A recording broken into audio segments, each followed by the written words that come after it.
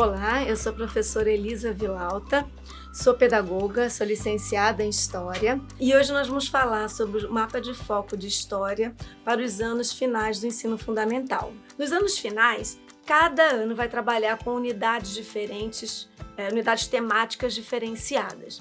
O sexto ano, por exemplo, ele vai começar com a base do estudo de História. Então, o que são fontes históricas, como é feita a contagem do tempo em história, como é que a história trabalha com as permanências e com as mudanças, inclusive fazendo essa diferenciação entre pré-história e história, mas trazendo eliminando esse preconceito que existia de chamar de pré-história só porque não havia registros por escrito. Um outro ponto que também é estudado no sexto ano é a origem dos seres humanos, de onde nós viemos e as teorias que sustentam o aparecimento dos seres humanos na Terra e todos os gêneros que nós tivemos, todas as espécies humanas que já apareceram no planeta. Terminando o sexto ano, a gente vai fazer a conexão também entre antiguidade, o clássico, o que é ser clássico. E aí os alunos vão trabalhar com os mitos gregos, as duas grandes civilizações, os mitos romanos.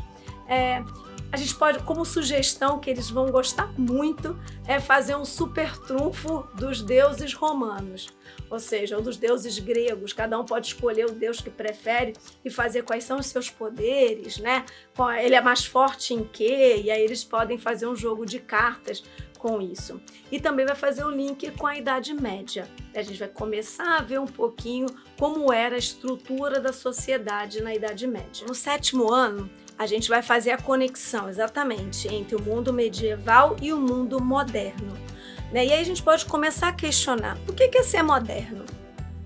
Aí, os alunos eles trazem muitas concepções, porque moderno na linguagem usual quer dizer outra coisa que não que a gente estuda em história.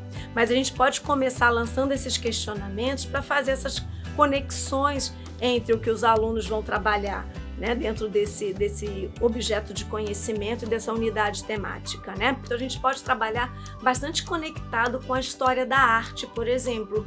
Como é que as representações dos seres humanos nos diversos períodos da história, como é que era na Idade Média, por exemplo, e como é que esse ser humano vai ser representado no Renascimento. Um outro assunto que é bastante importante também no sétimo ano são as grandes navegações.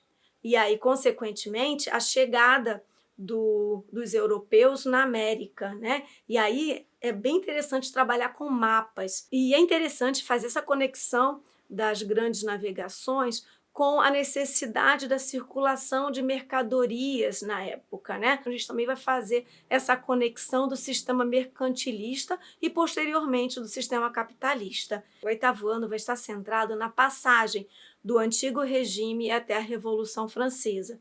E aí a gente vai ter uma análise de fatos mundiais, como, por exemplo, a Revolução Industrial, a independência dos países da América, até no Brasil. E como a gente pode fazer isso? A gente pode fazer uma análise, inclusive, de fatos que aconteciam no mundo e fatos que estavam acontecendo ao mesmo tempo no Brasil. Porque muitas vezes a gente estuda isso tudo de forma separada e dá a impressão para os alunos, para os estudantes, que uma coisa está totalmente desconectada da outra.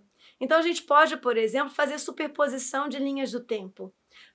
O que estava acontecendo na Europa, o que estava acontecendo na Ásia, o que estava acontecendo no Brasil. O nono ano ele vai trabalhar com dois eixos, com duas unidades temáticas bem importantes. A primeira, ela está relacionada com a história do Brasil e vai partir da proclamação da República, chegando até os dias de hoje.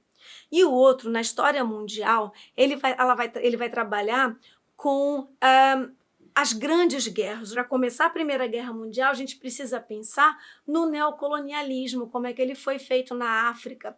E aí vamos trabalhar essas duas grandes guerras, inclusive a tecnologia que foi desenvolvida a partir desses dois conflitos, mas também vamos nos aprofundar nos regimes totalitaristas.